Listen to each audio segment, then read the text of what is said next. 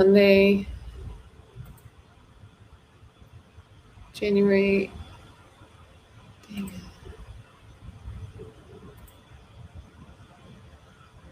Okay, it's working. Cool. Okay, I haven't been on live recently, and the past couple of weeks, the past couple of weeks, my mental health has been really poor. So that's why I haven't been doing these live, actually, because of the coup that happened. That was really terrifying. So I just felt really stressed out, and mental health stuff that's been coming up for me around how unequal things are in the United States and how awful that feels sometimes, both in terms of maybe like some sort of American dream that was promised to my generation that we didn't have the chance to achieve unless you came from a very wealthy family already. But also, because of my work in child abuse prevention and really grappling with the high rates of child abuse that I'm looking at every day, and just all of the inequities that have led to our current political and social climate right now has been really dark. So additionally, then on Wednesday, I decided that I would take a little bit like an afternoon off and just do some yard work. And I put on Pema Chodron, When Things Fall Apart, which is one of my favorite things to listen to when I just feel like down. And then I ended up handling some poison oak vines that the leaves had fallen off of for the winter, and I didn't realize they were poison oak vines. So I got some. I'm just going to show you a little bit here, just because it's pretty gross. But anyway, both of my arms look like that, just full blisters. On all over my arms and legs. So super fun. Was looking for inner peace, and I definitely got the reminder that I needed, that life is suffering. So you can kind of see my hands are kind of swollen. It's been amazing. But I'm on steroids, prescription steroids, prednisone right now. Funny, I was listening to the audiobook and I wrote from it. Because Pema talks a lot about how we can't count on finding comfort, because as soon as we find comfort, then we'll be thrown out of the nest. And that's just the continual cycle of life. So she said, a society based on a lot of people addicted to getting ground under their feet is not a very compassionate place. So just really felt that lesson when I ended up is that I went looking to Pema to help me feel comfortable, and what I got was a reminder that comfort in life is not a guarantee. I'm dealing with that lesson right now. So okay, so today is Martin Luther King Jr. Day, and I sometimes think well, who am I to say anything about this day, sort of small thinking, but I'd like to use my voice in whatever way I can. And so I thought of 10 different ways that we could take like a simple, small action. Maybe some of us don't feel like we're kind warriors or social justice warriors or race equity warriors.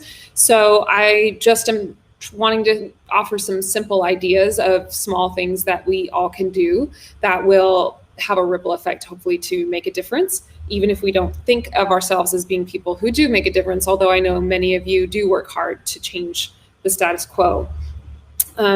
So I'll just go through 10 ideas that I have of ways that we as white people especially can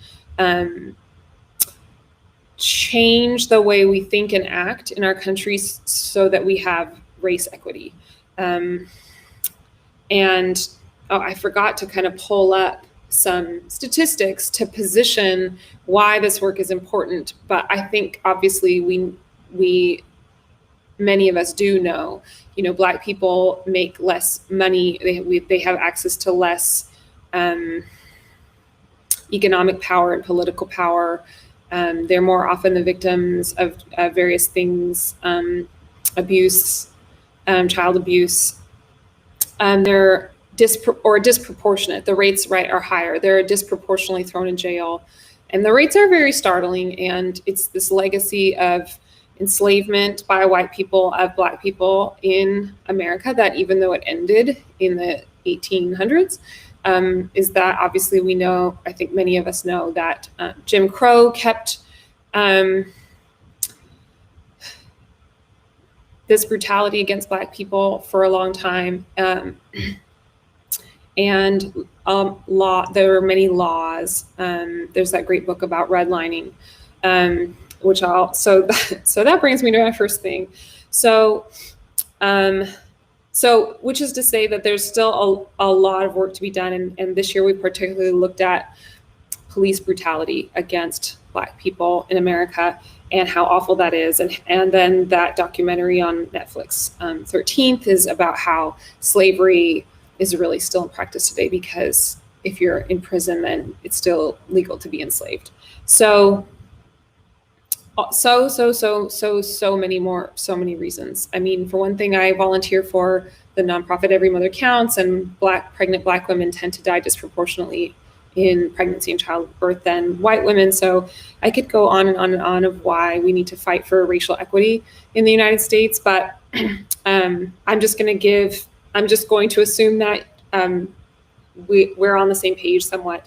And here's 10 things that we can do. So the first one I wrote is to read Black authors and other authors from diverse perspectives. So growing up in the United States, we tend to read white textbook authors and white literature authors, especially white men, over and over and over. And if you can kind of think of all the major works that we might have read growing up, like The Great Gatsby or Catcher in the Rye, or what else did we read? 1984. If you're watching live and you want to know sort of some of the authors that you read, who were white men, please feel free to put that in there. Sometimes we read women, like we read The Handmaid's Tale in 12th grade, and it wasn't really until college, and I went to Berkeley, that Berkeley specifically focuses on what they call an American cultures curriculum, and they work really hard to make sure that we're all reading diverse authors. So actually, one of the first classes I took at Berkeley was a comparative literature class that was comparing Chinese American, African American, and Irish American literature, female literature. It was a women's studies. And then in my English class, we read primarily Black authors, including James Baldwin. So that's the number one thing that we can do, because oftentimes, or maybe every time, our ignorance is our greatest barrier to becoming the best version of ourselves or becoming the best society that we can be. It's really our ignorance. And I encourage you all to read about Plato's allegory of the cave, or to watch. There's a great video about the allegory of the cave. But when we're in the ignorance, and someone tries to come in and tell us that we're in this cave of ignorance, then we get really angry because this is the only life that we've ever known. And so it's so important for us to see about how we might be inhabiting the cave of ignorance right now. And of course, the amount of things that we don't know are so much bigger than the things that we do know, or even the things that we think we don't know. So it's very important for all of us to read more diverse books, or podcasts, or diverse authors. For example, I realized I didn't have much of the trans perspective a few years ago, so I read Redefining Realness by Janet Mock, who is an African-American trans woman author. And that gave me a whole new perspective that I'd never had before, and that I wasn't going to just get on my own. So I encourage us all to continue to read Black authors and other diverse perspectives, so people of color or people from cultures that are not ours, and to definitely try to, even though there's a lot of good stuff by white men out there, but to really make an effort to read diverse authors, not just white people, not just white men. So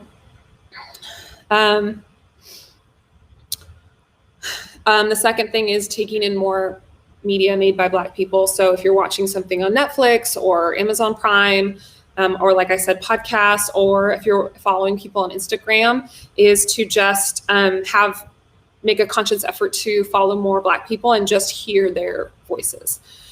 And or, people of color in general, Indigenous people, Arab people, East Asian people, just, anyone who's not like us as white Americans. So that's just a simple thing we can do. Another thing is that there's a lot of free courses online. And so I encourage you all to take some sort of free diversity, equity, and inclusion course online. This is something that once you have that knowledge, you could be an advocate at work, but it really starts with knowing first. So, before you take any large, really uncomfortable actions, maybe the first thing you could do is just learn more. So take a diversity, equity, and inclusion course online, or an anti-racism course, and you can just Google that. 4 would be to take the implicit bias test. This is offered by Harvard. It's free. It's really easy. So I'm going to drop this in the comments. And this is the racial implicit bias test. That's extremely enlightening to learn that we all have biases that make us prefer white over Black just because of how we've been programmed by the media our whole lives. 5 would be to, and this is maybe asking a little more, but if you're willing to do more, it would be to join some sort of racial equity task force. So the one here in San Luis Obispo County is called Race Matters. And I have gone to quite a number of their events, especially before the pandemic, and learned about the local issues that are important to us here in SLO. And so that's like a really easy way. More recently, I've joined actually a Davis work group through UC Davis that my coworker recommended to me, just because everything's online anyway. So I've been showing up to those meetings and having conversations about racial equity with this task force. Number 6 is number 6 would be this is one of the more profound things that I have done that maybe isn't as intuitive, but it's really, really, really important that we heal our own trauma. Racial trauma impacts every person, and Resmaa Menakem said that really perfectly in his book, My Grandmother's Hands, which is about racial trauma. He's a Black male author, and he talks about racial trauma and how racial trauma impacts white people and Black people. So, if, as white people, we have a lot of blood on our hands, and we have ancestors who did a lot of killing, and imparted a lot of suffering to a lot of people. And we're also the victims of suffering in the Middle Ages in Europe. That was the reason they had so much anger and wanted to perpetuate violence when we colonized North America. So it's important to get a handle on our own historical trauma. But also I just wanted to say that a lot of my major deep healing happened about 4.5 years ago when I had an emotional meltdown, and which I've talked about before. And after acknowledging my own story of suffering, like deep suffering, and really seeing my own story of all the different ways that children may feel embarrassed or humiliated or unsafe, then once I did that, then I could really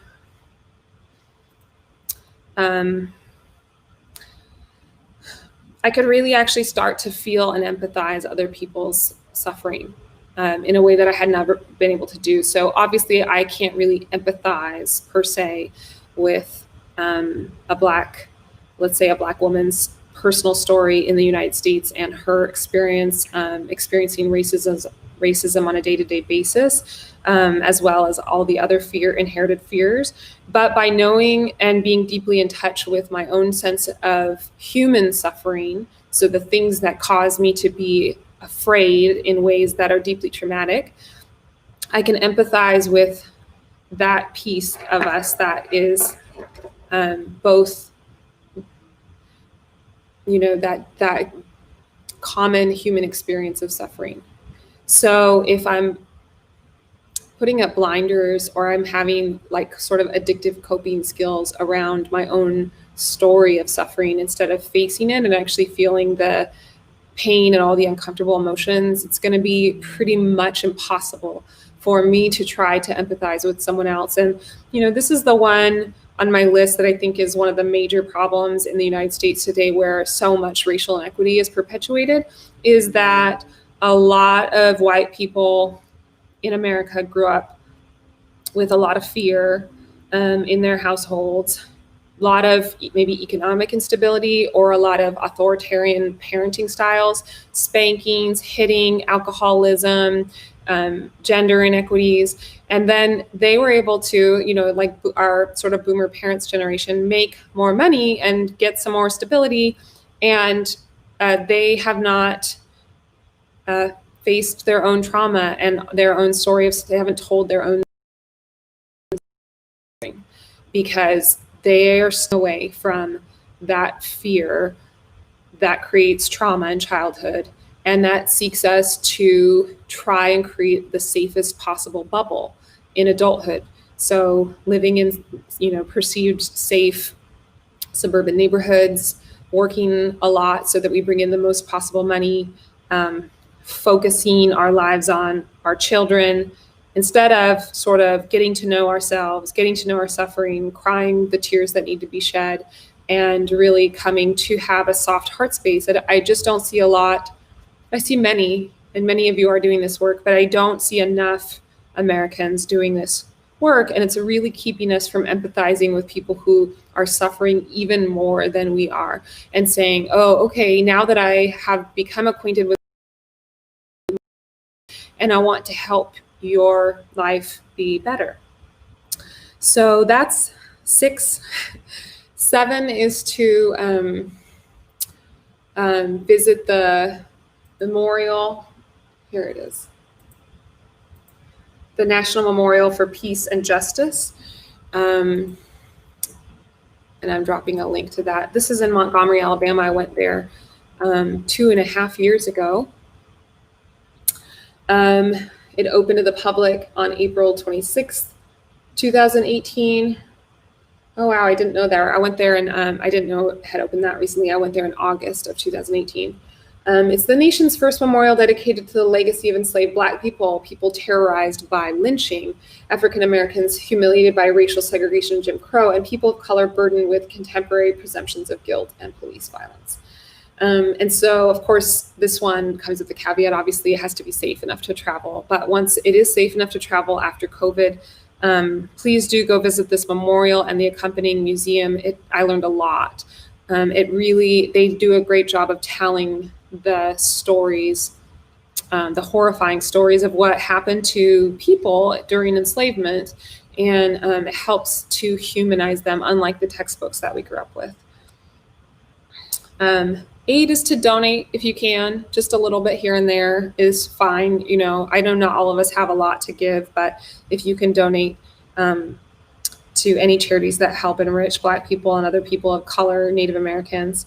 9 is to start uncomfortable conversations. So, for example, as white people, we're kind of programmed that maybe we're not supposed to talk about race or racism because we might mess it up and get it wrong. And so even just recording this video, there's a lot of stuff that I could say. I can remember even many years ago feeling like, am I supposed to say Black people? Am I supposed to say African American people? What I learned from that is that if I just try and mess up a little, it's okay. I've learned that like in talking with certain friends or relatives who are Black or African American, that they will have a preference on what I use, and to just pay attention to that, and to use the word that they seem to request from me more often. I can always ask, but oftentimes it's like we sort of as white people need to just be a little bit more uncomfortable and start conversations about racism, even if we're going to mess up at first, because it's more important to have these conversations than to do them perfectly, and to just be okay to be a little bit uncomfortable for a while. So I have a couple of relatives who are Black, just from different white family members marrying Black people. And it's just always okay to ask if they want to talk about anything that they've experienced. And many will want to start those conversations, but then even more importantly is to start conversations about race. or equally importantly, with other white people to say racism does exist and we do need to take action. So start uncomfortable conversations is 9. And then 10 is to get politically active in whatever ways we can, because if we're just kind of letting the reptilians run the show, then, you know, they're going to win, which is what gave us Trump. And so if we really believe in progressive ideals and creating racial equity, we have to be active in some small way. So in 2006, when would it have been? 2015? 2016. 2016. Okay, before the primary. I volunteered to knock on doors for Bernie Sanders when he was running against Hillary Clinton for the Democratic nomination. And I ended up getting assigned a neighborhood that was predominantly Black people who had been living in this neighborhood for a long time in Austin.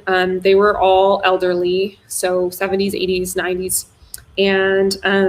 And then the young people in the neighborhood were white. So I got to kind of see firsthand that gentrification pushing out people of their neighborhood. But I really got the opportunity to talk to them about issues that were important to them. These are people that I maybe normally would not have interacted with had I not decided to take some political action. So then in 2018, in the midterm election, I joined Swing Left and knocked on doors in New Hampshire. And again, I got to hear a lot of things that were important to people in New Hampshire. Then the state did end up swinging left and electing a lot of Democrats and a lot of progressives. So, even if, hopefully, like when it comes to like number 8 and donating, I've been donating to Black candidates a lot more. And it's so exciting that in just a couple days, we're going to have our first Black vice president and a woman. But we can start local and we can start changing things locally. Studies show that if people vote Democrat lower on their ticket, that they'll be more likely to vote Democrat higher up on their ticket. So, even just doing some local action can make a big difference. So there's 10 small things that you could do for racial equity in order to honor Dr. Martin Luther King Jr. today. And I hope that at the very least you'll read a book or listen to some media or watch a film directed by a Black person, and just start absorbing some new media, taking in some new information, and then just seeing where you could go from there. I know not all of us can do all of these things, but the one thing that we can do that's very important is to work on ending our own ignorance.